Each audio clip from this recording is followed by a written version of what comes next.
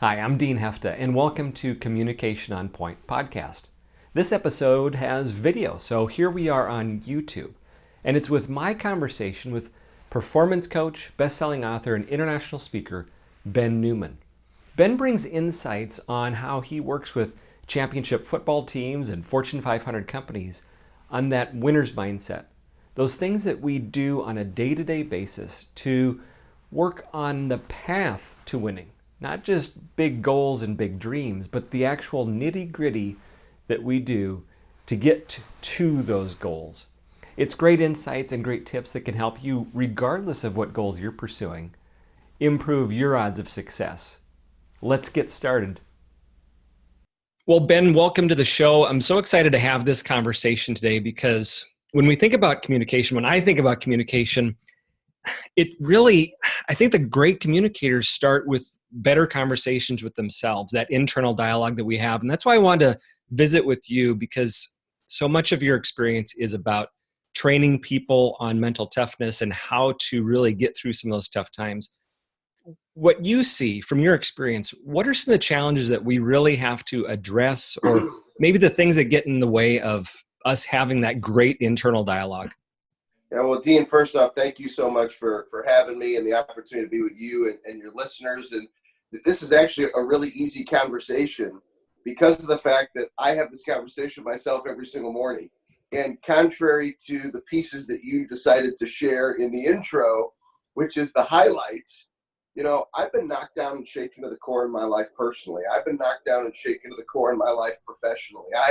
I read books every single day. I still have 2 coaches. I'm trying to be the best that I can be every single day. So no matter what you hear about maybe what I did do, I'm still fighting to be the best I can be every day. And, it's that moment when we wake up every single day that is so critical. So whether I'm working with an athlete or I'm working with a business professional, it's always important for me to understand, how is their heart wired? What's most important to them? How do they connect? And how do they connect when they first get started during the day? And I have to do the same thing myself. So when I wake up, I have a choice. I can either connect and say, gosh, yesterday was challenging. I went through some adversity. Or you know what, I really think tomorrow's going to be really hard, or next week's going to be hard. Think about the period of time that we're in right now. Tremendous uncertainty. Or I can consciously decide today is a gift that I've been given. And my story and the pain that I've been through and what I saw with my 2 eyes, which I'm sure we'll get into before, my life really even got started, that's helped me realize it's really not so bad.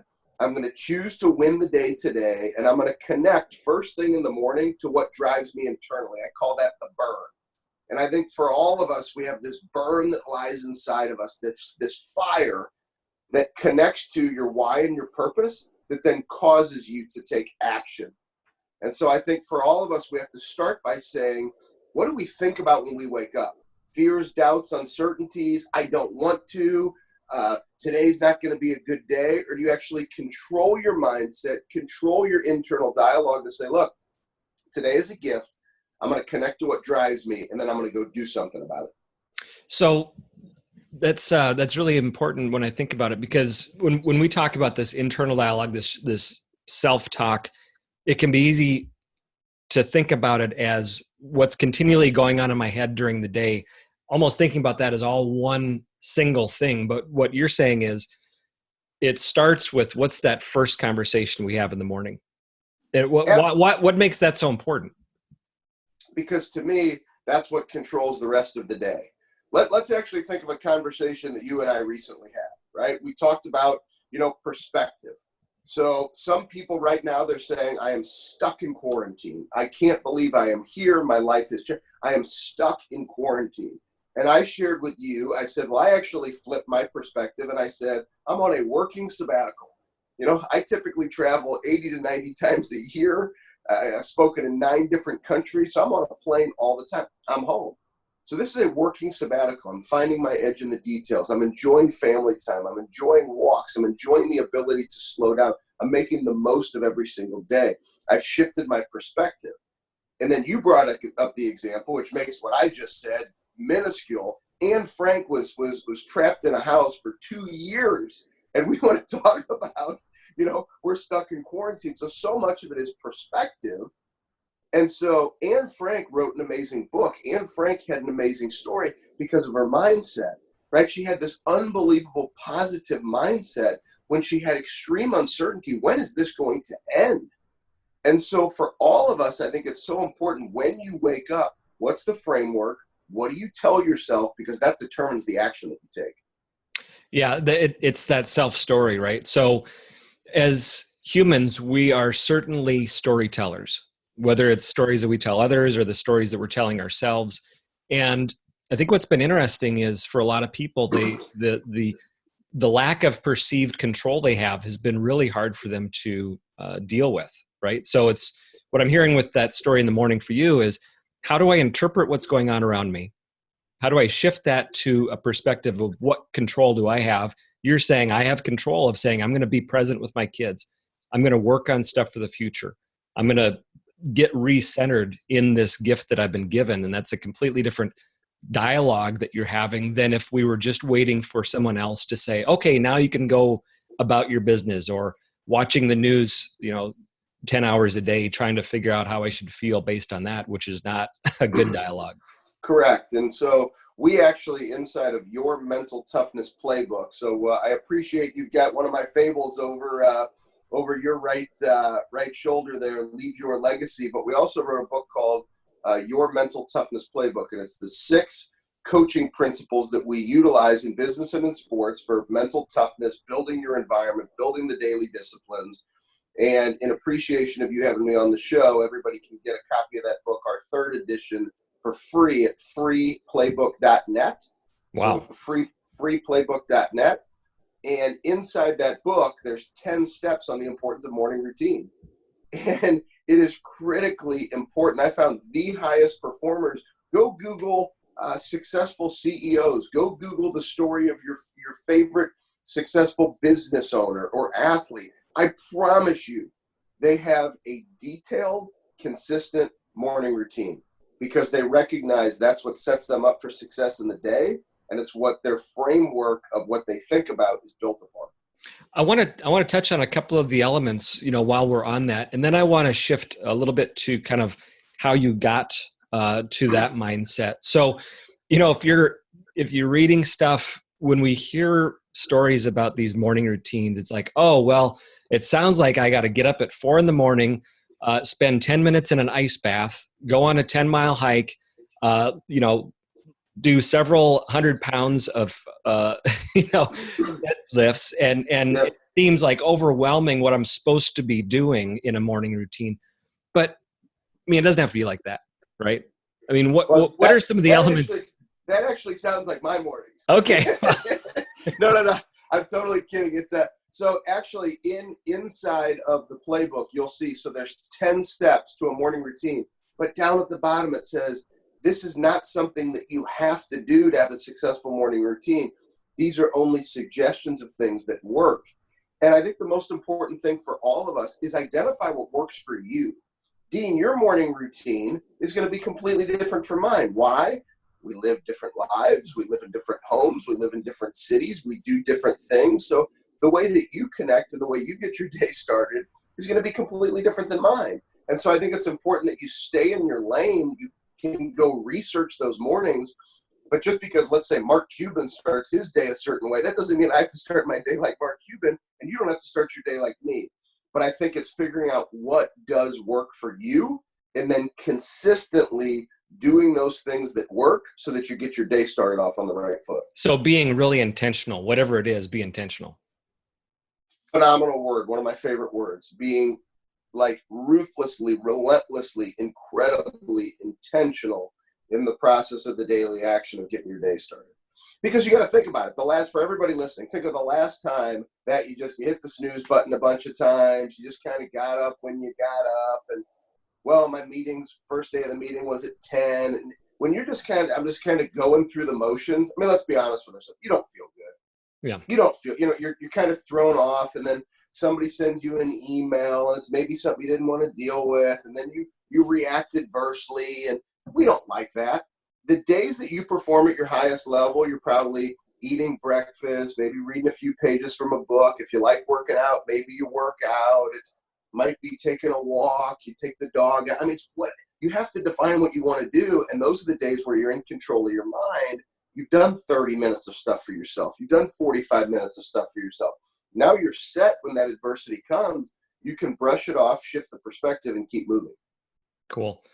So I'm guessing that this mental toughness, this mindset that you have, the routines that you have, probably haven't been there since you were 5 or 6 or 7 years old. Give us some insight in how did you get to where you are to give you the perspective you have? Yeah, so for me, it was a lot of it was having to grow up very fast. My mom had a rare muscle disease called amyloidosis. So each and every single one of us, we have amyloids in our muscles. If you have an excess of them, you'd have amyloidosis. If you have amyloidosis, still to this day, there's no cure. So the amyloids are going to slowly eat away at your muscles. Your heart, of course, is a muscle. My parents were divorced at 6 months old, never knew them together. My mom, her last year living 24-hour nursing care in the house, came to the dinner table with an IV stand. So you talk about perspective. Yes, quarantine, my sabbatical, it's not bad at all. I get to enjoy extra family time, extra walks with my wife, cook dinner together. Like, we're good. We're blessed. And so I think a lot of it comes to perspective, which I did learn very early. And then what ended up happening was I was really blessed. My mother passed away 11 days before my 8th birthday. And I've always had great mentors and coaches who were there to really teach me life lessons, to teach me that success is our ability to get back up one more time than we've been knocked down. And so I was always a hard worker, always kind of that fighter of life, always very connected to purpose, right? Wanting to continue to write my mother's story. And then professionally, when I got out into the business world, I was a paper broker for a few years, and then I started as a financial advisor. And that's where really when things started to take off. And I don't say this to impress any of you, it's to impress upon the point. I got off to a really fast start because financial planning put me through college. Life insurance put me through college. So I had this burning desire to help write the stories of a little guy just like me. So then people started saying, wow, will you come and speak? You got off to this fast start. So then you would try different things. Hey, what if people did this? What if people focused on daily disciplines rather than goals? Not that we don't set goals, right? So you would test those things and they worked. And then people asked me to speak more. And then somebody said, will you coach me in 2008? You guys recognize I said 2008, 2006 was my first speaking engagement on that overnight success story. So, 2008, you start coaching, and so then you try things. Hey, this worked for me. Hey, I learned this from a coach. Does this apply here? And so slowly over time through application, I was able to test some of what have now become these mental training tools on vision and purpose and accountability and morning routines. And you've been able to have that practical application in the world of sports as well as in the world of business. And so, back in 2004, when I was doing the things that I had been taught to grow a business, that I think that I would be a mental performance coach for the Alabama Crimson Tide football team. No, I had no idea. I probably would have told you that you were crazy. Would I have thought that some of the same conversations I would have with you in a coaching conversation in the business world are similar conversations I would have with Tua Tagovailoa, who's getting ready to get drafted next week into the NFL? And so much of it is so similar. And so a lot of it was just trying the tools, testing the tools. And then when they work, obviously that's the blessing. It's meeting people, building relationships who they take their success very serious. And then you're able to see how some of the things that we teach apply and how it causes people to get different results.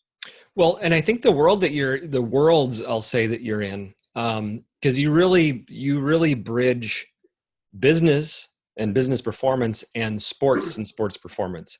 And, Correct. Typically I think people think of those as being extremely different worlds and what can one learn from the other. But it sounds like your experience is there's more in common than people could ever imagine when it comes to the mental game. How do you translate those pieces across?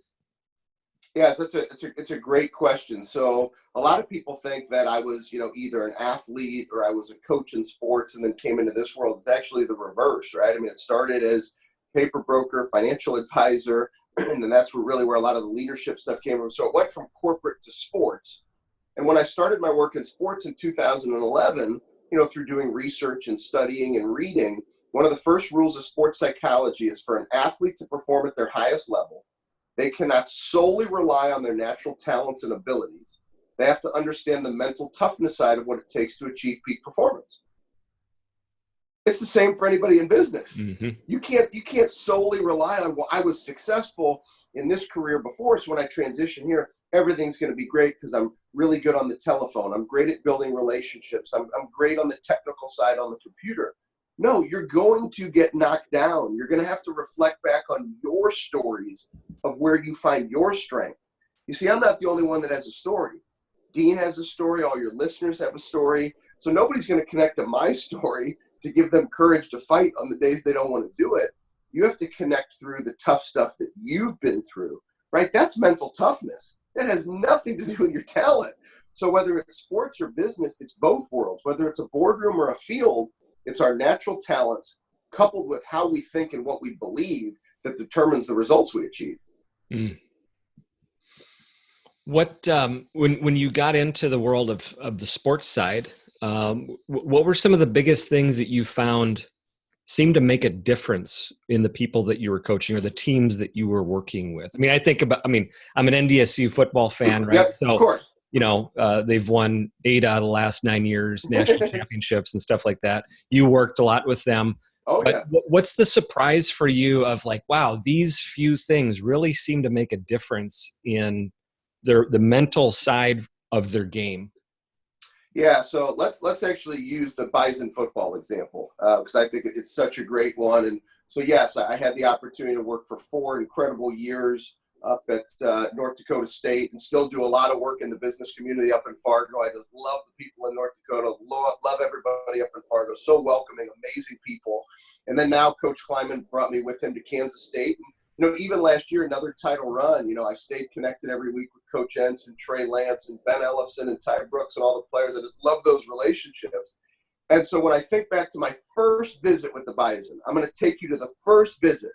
Now, first off, you're thinking to yourself, they've just won 4 straight national championships, right? You got Carson Wentz as your starting quarterback. The guy's going to be a first-round NFL draft pick. I'm thinking, what in the world did they bring me in for? Like, they have this thing all figured out. And you realize very quickly in the DNA of the program, like I like to pay attention to the details. You don't see people walking around talking about championships. You don't see people talking about trophies. You hear and see people talking about, how can we get better today? And so it wasn't, hey, we got this thing figured out.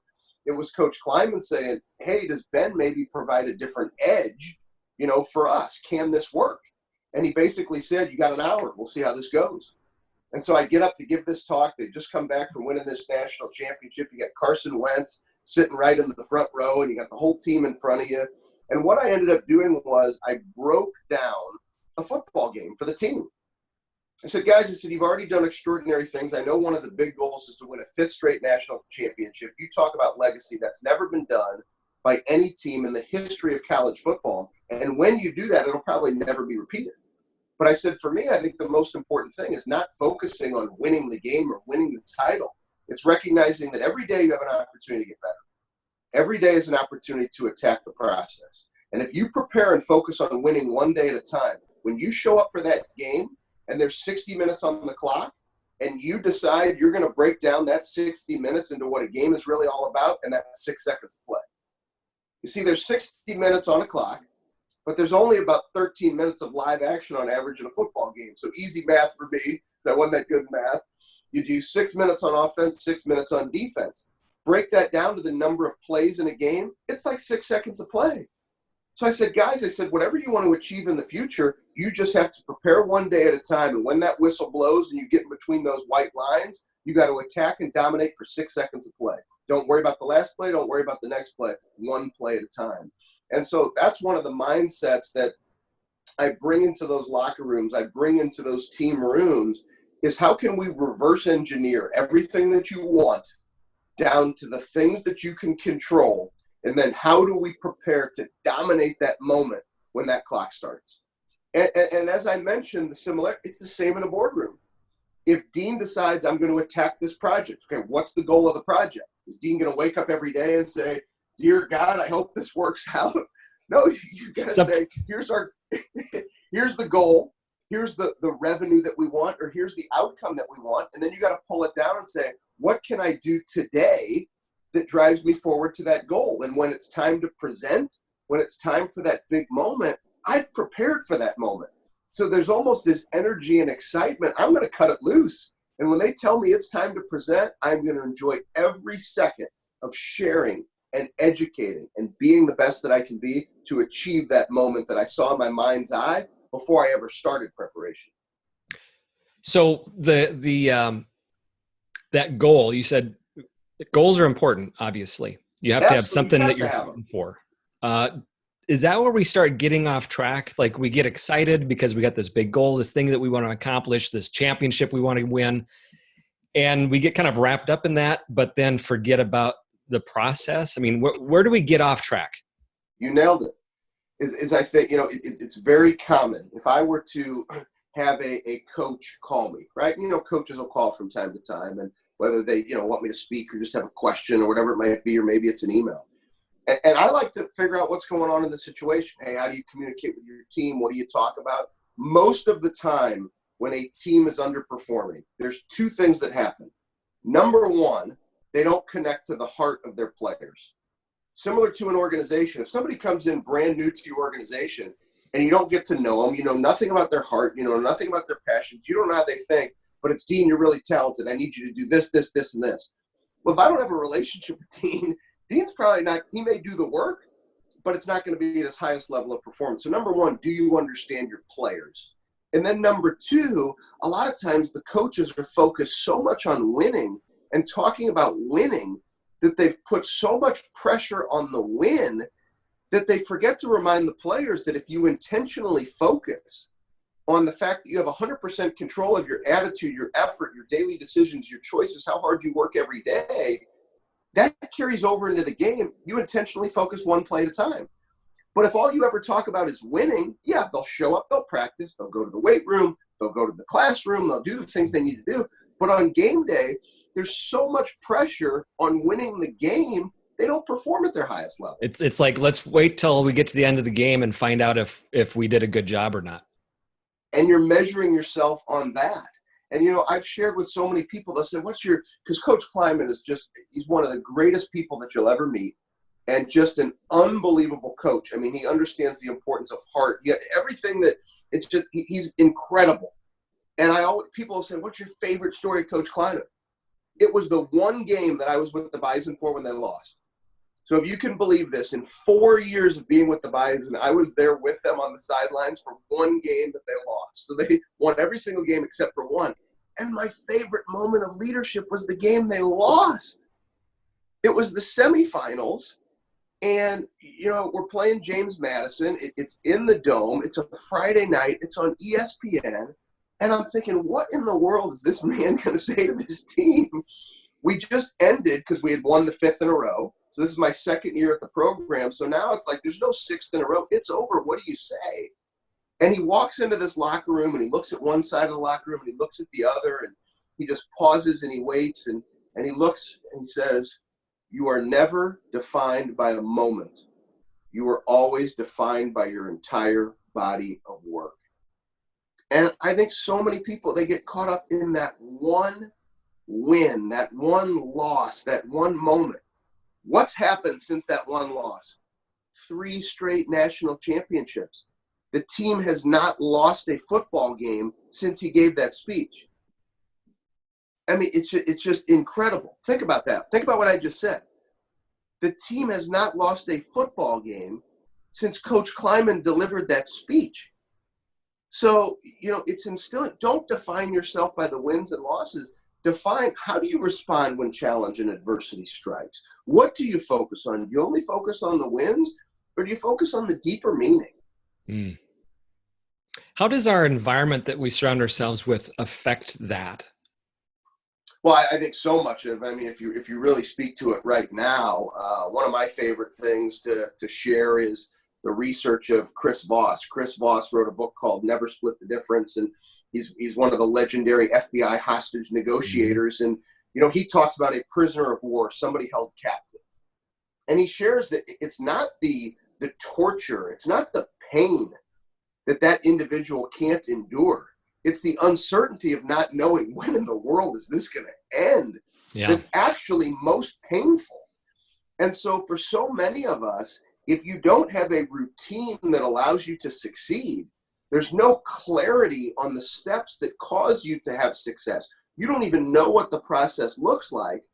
If there's no direction, you're playing with that uncertainty. You don't know where you're headed. You don't know what's happening. It causes fear. It causes doubts. It causes pressure. And you're almost living this life of being completely out of control when what you're telling yourself internally is, oh, I got this. I show up and work hard every day. Working hard every day doesn't get you anywhere if you don't know where you're headed. Working hard every day doesn't get you anywhere if you're not focused on the right things.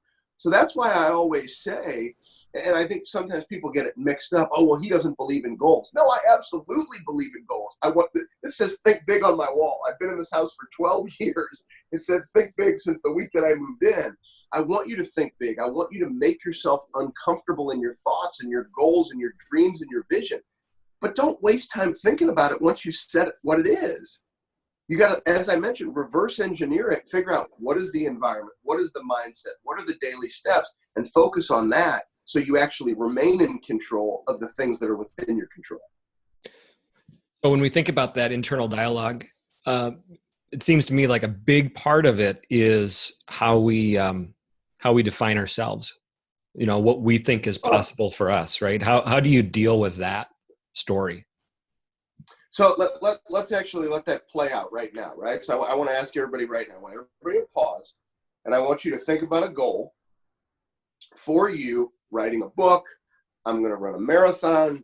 I'm going to run a half marathon, whatever it is. It's something business related. It's something family.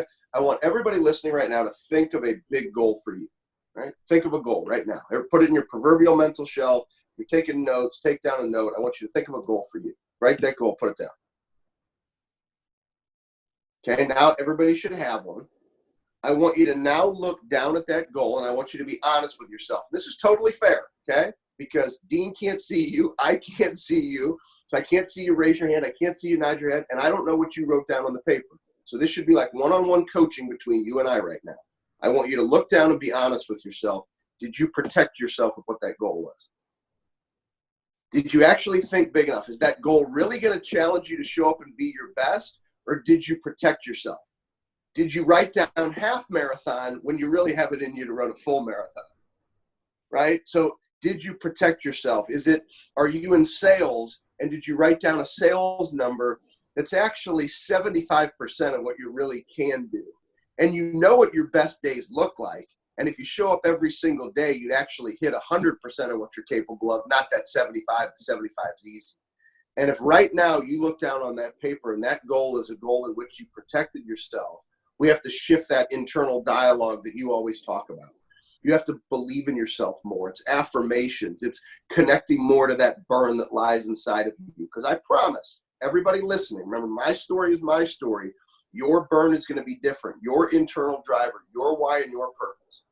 But if you don't protect yourself in your thoughts and your goals, you truly think big, you give yourself permission to go after it, and you wake up every day and you connect to what drives you, and you clearly understand the process that's going to cause you to have success, you do those two things, and then you follow through, and at the end of the day, you look in the mirror. Because to me, this is winning. You look in the mirror and you say, today I gave it my very best. And if you stack days on top of themselves, where you connect to what drives you, and you do the work, the real work, where you didn't protect yourself, and you look in the mirror and you're honest and say, did I give it my very best? That's success. Because Dean, if you give it your best every single day, nobody can ever take that away from you. And Dean, if you give it your best every single day, you can never ask any more of yourself than you giving it your very best. Right? Regardless of the outcome. Regardless of the outcome.